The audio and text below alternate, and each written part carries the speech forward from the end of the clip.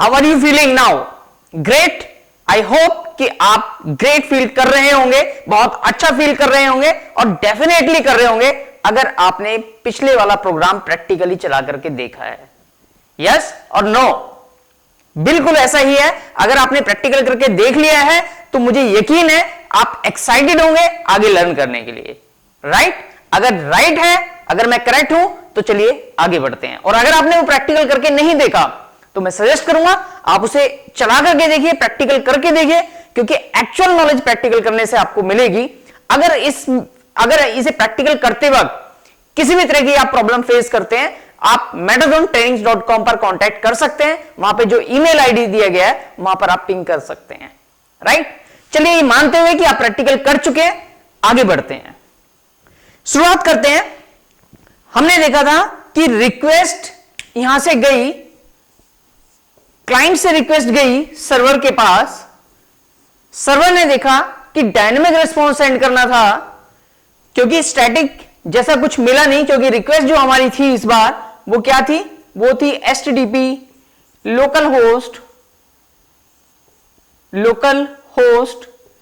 8080/project/abc.do।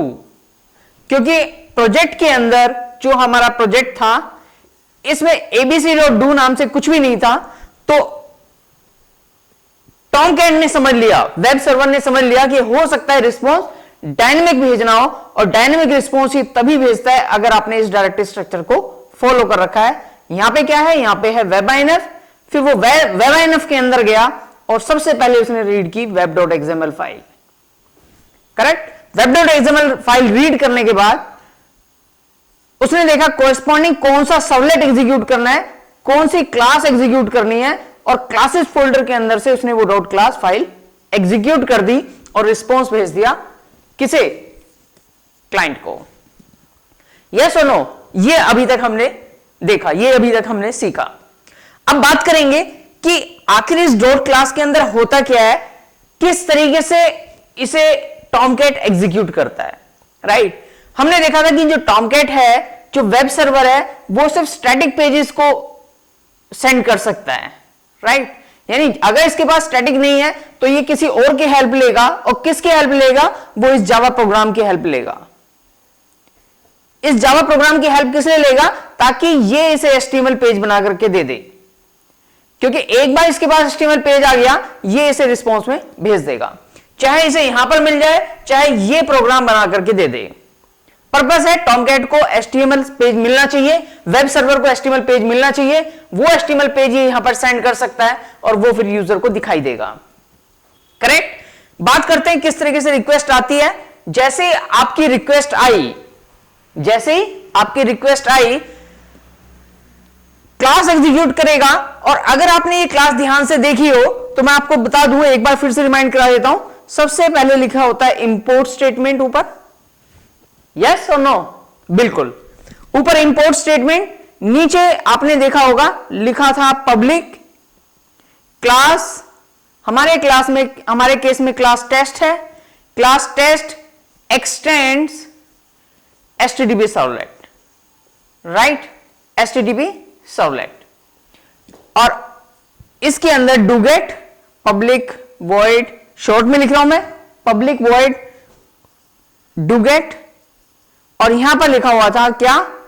HTTP servlet request REQ, comma, इधर space नहीं है, मैं नीचे लिख रहा हूं, लिख दो। चलिए, यहां पर मैंने लिख दिया HTTP servlet response RES, bracket close, यहां पे थ्रोज करके कुछ एक्सेप्शन थी, और फिर ब्रैकेट स्टार्ट ब्रैकेट क्लोज, इसके बीच में हमारा कोड लिखा गया था। यस और नो?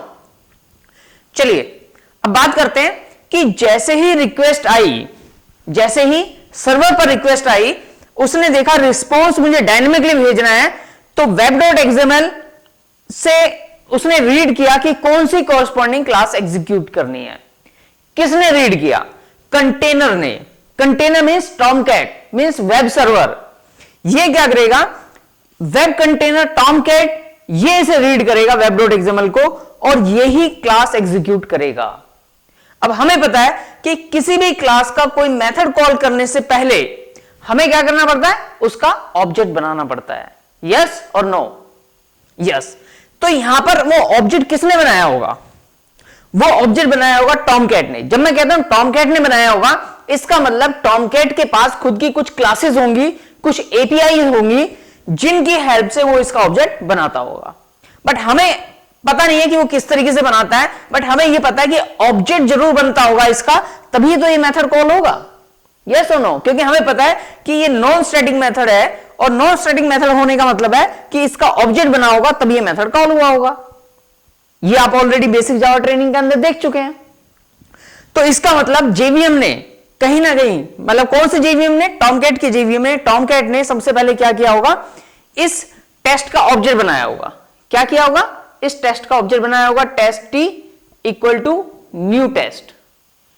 सिर्फ फर्क इतना है, ये जो ऑब्जेक्ट है ये हम नहीं बना रहे, हमें नहीं पता इसका नाम टी होगा, रेफरेंस वेरिएबल का नाम कुछ भी हो सकता है। मैं एक एग्जांपल लेके चल रहा हूं कि जैसे ही टॉमकैट को, वेब सर्वर को, कंटेनर को ये पता लगा रिस्पॉन्स डायनेमिक भेजना है, और उसने मैपिंग के अंदर देखा web.xml के अंदर कि abc.do के कोरस्पॉन्डिंग कौन सी क्लास एग्जीक्यूट करनी है, उसने उस क्लास का ऑब्जेक्ट बनाया और क्या कॉल किया? t.doGet मेथड कॉल किया। t.doGet मेथड कॉल किया, राइट? अब doGet मेथड कॉल करने के लिए मैं एक एग्जांपल लेता हूं। मान लीजिए doGet दो इंटीजर टाइप के वेरिएबल ले रहा होता, public void doGet int a, int b, तो हमें क्या करना पड़ता? इंटीजर टाइप की वैल्यू पास करनी पड़ती। लेकिन ये इंटीजर टाइप की वैल्यू तो लेता नहीं है, ये किस टाइप की वैल्यू लेता है? HTTP servlet request and HTTP servlet response. इसका मतलब कंटेनर इस मेथड को कॉल करने से पहले एक सर्वलेट रिक्वेस्ट, क्योंकि ये तो क्लास है, इसका भी ऑब्जेक्ट बनाता होगा और इसका भी ऑब्जेक्ट बनाता होगा, और उसके बाद ये रेफरेंस पास करता होगा उनका, करेक्ट? तो यहां पर यानी ये मेथड कॉल करने से पहले कंटेनर क्या करेगा? एक ऑब्जेक्ट बनाएगा, किसका?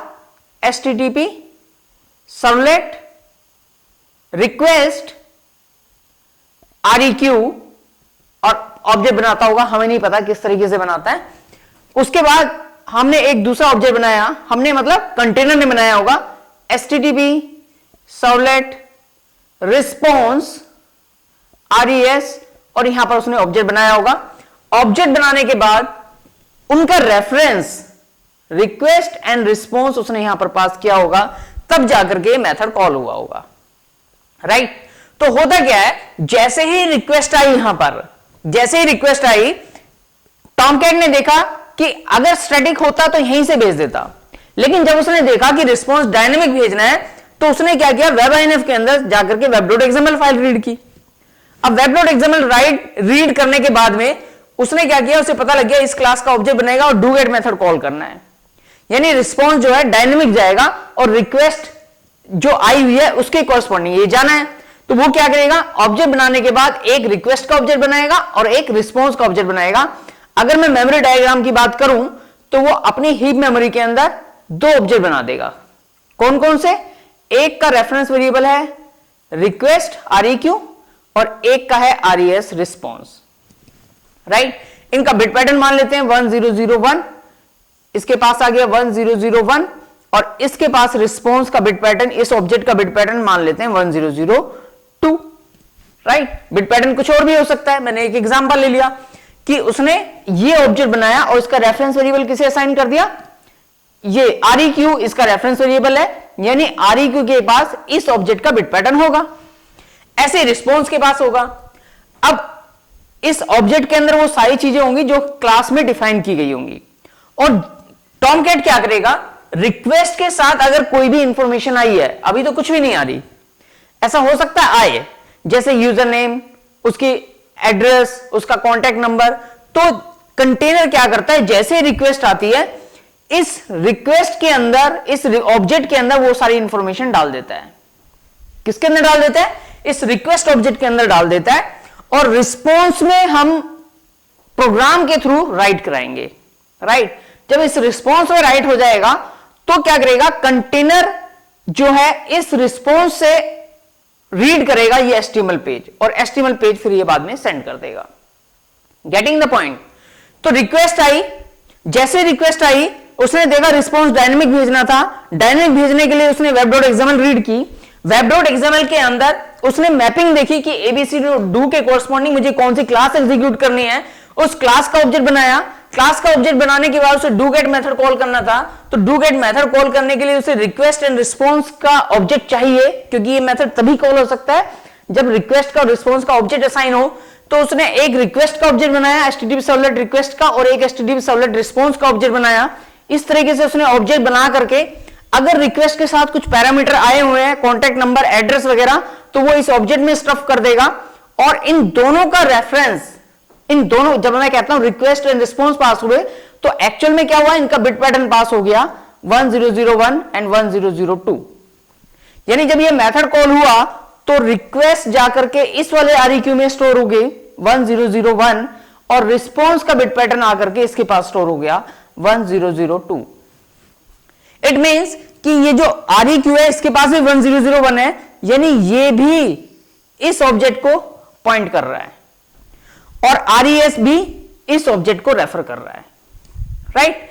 यानी अब दोनों का बिट पैटर्न आपके पास है, आप रिक्वेस्ट से अगर कुछ निकालना है तो इस बिट पैटर्न, इस रेफरेंस वेरिएबल का यूज करके आरईक्यू डॉट करके इसके मेथड कॉल करके आप इस ऑब्जेक्ट की इंफॉर्मेशन अपने प्रोग्राम में ले सकते हैं। जैसे कि अगर आपको यह पता लगाना है कि यूजर ने यहां पे ये जो यूजर नेम डाला है वो वैलिड है या नहीं है, पासवर्ड वैलिड है या नहीं है, तो आप इस वाले ऑब्जेक्ट से वो इंफॉर्मेशन निकाल सकते हैं और फिर यहां पर वैलिडेशन का कोड लिख सकते हैं कि डाटाबेस से वैलिडेट किया, उसके बाद रिस्पॉन्स भेजना है। तो रिस्पॉन्स भेजने का मतलब है कि ये वाला जो रेफरेंस है ये रिस्पॉन्स को पॉइंट कर रहा है, यानी अगर मैंने आरईएस के अंदर कुछ भी राइट करा दिया, अगर मैंने आरईएस के थ्रू, क्योंकि इस रेफरेंस के थ्रू मैं उस ऑब्जेक्ट को रेफर कर सकता हूं, अगर मैंने इसके थ्रू इस ऑब्जेक्ट में कुछ राइट करा दिया तो टॉमकैट को पता है कि इस रिस्पॉन्स का जो भी रिजल्ट होगा वो मुझे कहां भेजना है, वो मुझे जीयूआई पे भेज देना है, वो मुझे क्लाइंट को भेज देना है ब्राउजर पे।